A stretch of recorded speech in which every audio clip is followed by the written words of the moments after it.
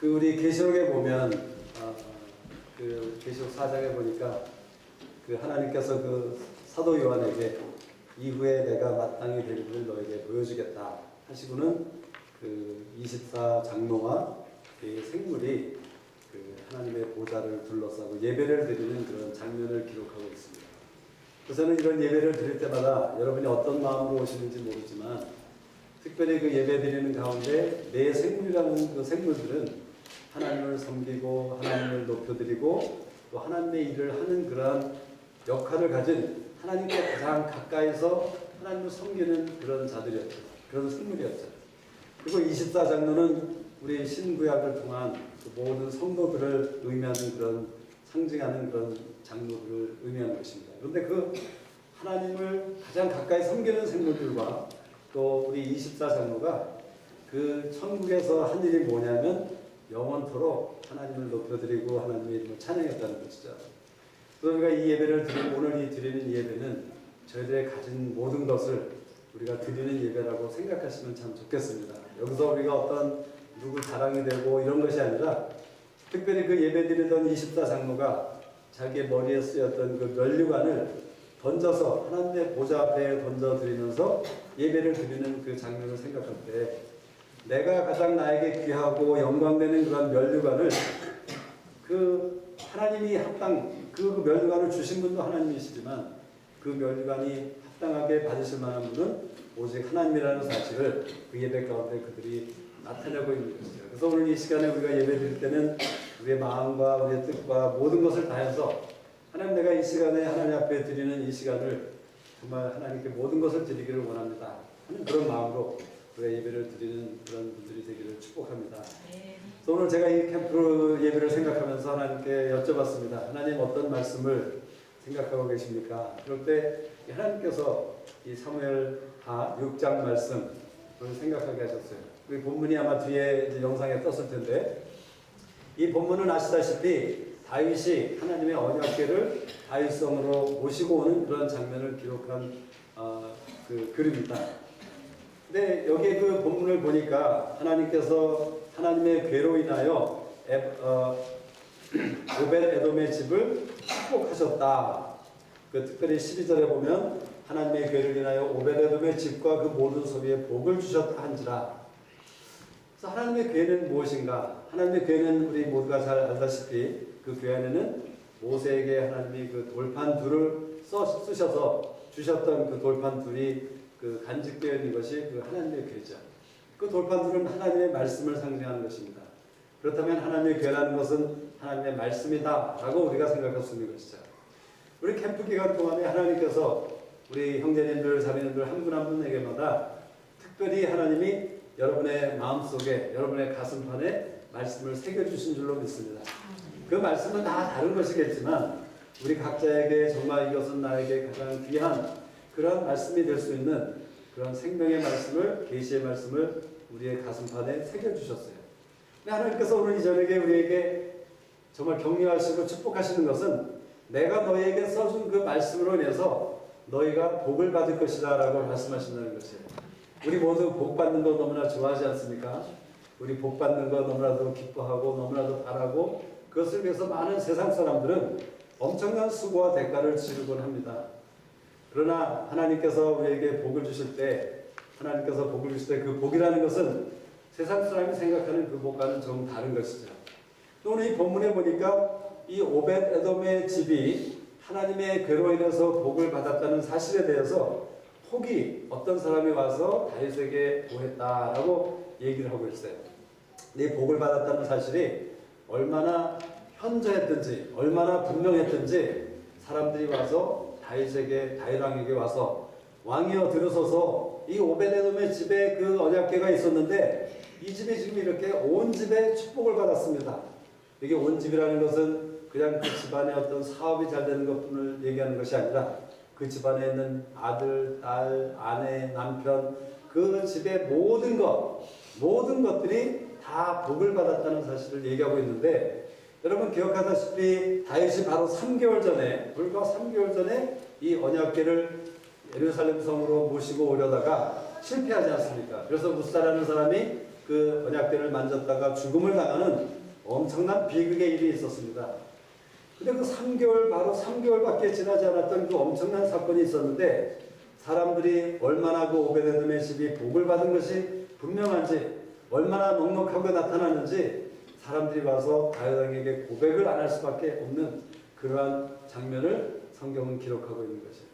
여러분, 하나님께서는 오늘 이 저녁에 여러분이 정말 하나님께 하나님의 말씀을 우리의 가슴판에 새김을 받았다는 사람이라고 믿는 사람이라면 우리는 하나님께서 엄청난 복을, 그래서 우리의 복받은 사실이 나만이 분명한 것이 아니라 내 가정과 내 가족들과 우리 주위의 사람들에게 저 사람은 정말 하나님께 복받은 사람이구나 하는 사실을 알 수밖에 없는 그런 상황으로 우리를 복을 주시겠다고 말씀하시는 것입니다. 근데 아까도 말씀드렸지만 하나님이 말씀하시는 그 복은 우리 세상의 복과 다른 것입니다. 하나님께서는 그 이사야서 55장에서 뭐라고 말씀하십니까? 나의 생각과 나의 길은 너의 생각과 너의 길과 다르다고 말씀하셨어요. 그리고 요한복음 14장에서 주님께서 그 평안에 대해서 말씀하실 때 내가 너에게 주는 평안은 세상에 주는 평안과 다르다라고 말씀하셨는데, 그렇다면 우리가 하나님이 주시는 복도 세상이 주는 복과 다르다는 사실을 우리가 가정할 수 있는, 충분히 이해가 되는 그런 말씀이 아니겠습니까? 근데 그 요한복음 14장에 보면 하나님께서는 그냥 다르다고 얘기한 것이 아니라 하나님께서는 하나님이 주시는 평안은 세상이 주는 평안과 세상이 아는 평안과 다른 것 한 가지, 두 번째로는 다른 방법으로 준다는 표현을 영어 성경을 보면 분명하게 기록되어 있는 것을 보게 됩니다. 하나님께서 우리에게 복을 주실 때, 여러분에게 평안을 주실 때 하나님께서는 주는 방법과 또 하나님이 주시는 그 평안과 복이 우리 세상적으로 인간적으로 생각할 수 있는 그런 평안과 복과는 아주 다른 것을 우리가 생각해 봐야 된다는 것이죠. 근데 그것에 대해서 다윗은 어떻게 생각했습니까? 다윗은 하나님의 궤를 기쁨으로 메고 오벳에돔의 집에서 다윗성으로 올라갔다. 이렇게 12절에서 기록하고 있습니다. 하나님께 복을 받은 자라는 사실을 안 다윗은 그 궤를 기쁨으로 메고 갔다는 것이에요. 근데 여기 기쁨으로 맨 것은 그냥 기쁨으로가 아니라 기쁨으로 너무나 기뻐서 그 기쁨이 넘치고 넘치는 그런 상황을 얘기하고 있는 것을 상상해 보셔야 되는 것이에요.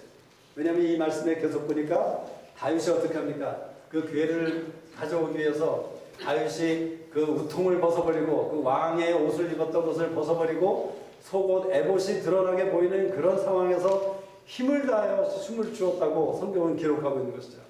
얼마나 기뻤으면, 얼마나 기뻐했으면 그는 자기의 왕이라는 그 사람의 채통을 다 잊어버리고 자기의 그 아내 되는 미갈이 그 다윗의 모습을 보고 비난했던 것처럼 정말 저 사람 저 정신 나간 사람 아닌가 할 정도로 어떻게 왕이 체면이 있지, 그 채신머리도 없이 저렇게 왕복을 다 벗어버리고 속옷이 드러나게 하는 가운데 춤을 추는 그 모습을 보면서 그것은 무엇을 말하는 것입니까? 다윗이 그 하나님의 말씀을 자기의 삶 가운데 들여오는 데 있어서 그것에 대해서 얼마나 엄청난 기대를 가지고 있었던 사실을 얘기해주고 있는 것이죠.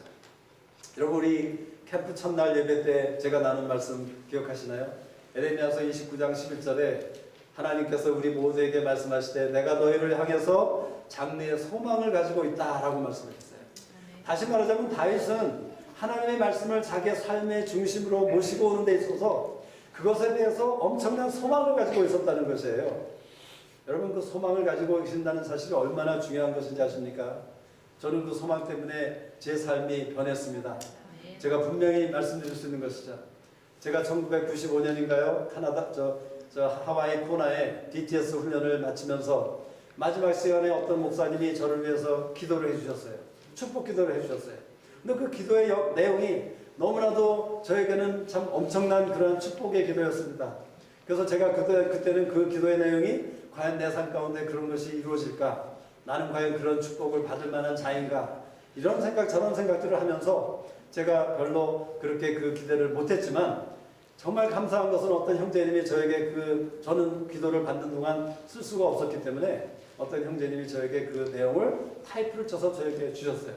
그래서 제가 그 내용을 타이프 친 것을 제 성경책에 붙이고 다니면서 생각날 때마다 읽고 어려울 때마다 읽고 힘들 때마다 읽고 소망이 없을 때마다 읽고 하면서 하나님은 나에 대해서 이러한 생각을 가지고 계신다 하는 사실을 제 마음에 새기고 또 외우고 그렇게 간직하기 시작했습니다. 그런데 지금 어떻게 됐습니까? 하나님께서 말씀하신 그 말씀의 대부분 60% 이상이 제 삶 가운데 이루어진 것을 저는 여러분 앞에 하나님 앞에 고백할 수 있는 것이죠.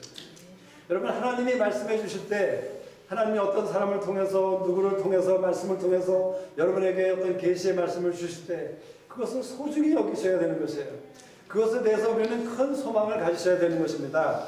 지금 내가 들을 때는 이거 한마디 별거 아닌 것 같은데 아니죠. 여러분의 삶을 바꿀 수 있는 여러분의 삶을 인생을 바꿀 수 있는 그런 것이 하나님의 말씀이라는 것이에요. 여러분 하나님의 말씀에 능력이 있다는 사실을 우리 모두가 믿지 않습니까? 그런데 왜 하나님이 말씀하시면 우리가 그것을 들은 척만 척하고 그것을 오늘 이 자리에서는 기억하지만 내일은 다 잊어버리고 열흘이 지나고 한 달이 지나면 언제 그런 일이 있었는가?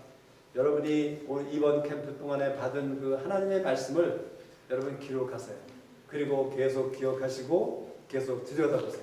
연구하세요. 묵상하세요. 그래서 하나님이 그 말씀을 여러분의 삶 가운데 이루어 주실 때까지 우리는 그 말씀에 대해서 관심을 가지고 초점을 두고 그것이 바로 우리가 찬양한 것처럼 우리의 시선을 주님께 두는 것이라는 것이죠. 내 시선을 주님께 둘 때 우리 가사에서 뭐라고 말씀하십니까? 하나님께서 내 삶 가운데 역사하셔서 내 삶의 역사책을 쓰시는 것이 하나님이라고 말씀하지 않습니까? 이렇게 엄청난 약속을 주시는데 우리가 그 말씀을 그냥 흘려버리고 잊어버린다면 얼마나 하나님의 마음이 섭섭하시겠어요.